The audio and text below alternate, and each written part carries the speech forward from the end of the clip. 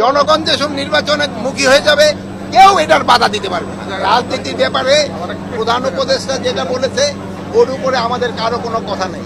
স্যারে যেই তারিখে বলছে ওই তারিখে নির্বাচন হবে, যেই মাসে বলছে ওই মাসে নির্বাচন হবে। কে কি বললো ওইটা শোনার আমাদের কোনো দরকার নেই। নির্বাচন ঠেকাতে আপনারাই প্রস্তুত। নির্বাচন ঠেকাতে হলো প্রথম প্রস্তুতি দরকার হলো রাজনীতি পার্টিগুলি যারা নির্বাচন হবে। তারপর সবার আগে আপনি যদি বলেন যে জনগণ যেসব নির্বাচনের মুখী হয়ে যাবে কেউ এটার বাধা দিতে পারবে না। জনগণ হলো মেয়ে, রাষ্ট্রের ক্ষমতা হলো জনগণের হাতে।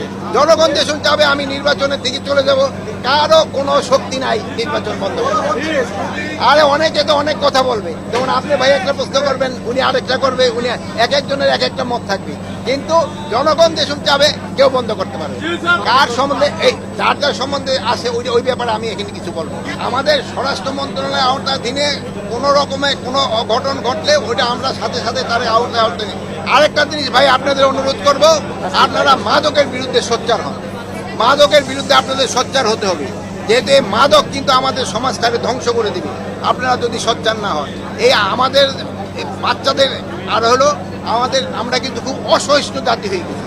কোনো কিছু একটা ঘটনা ঘটলে আমরা ছবি উঠেতে যাই বা তারে প্রতিকার করি না।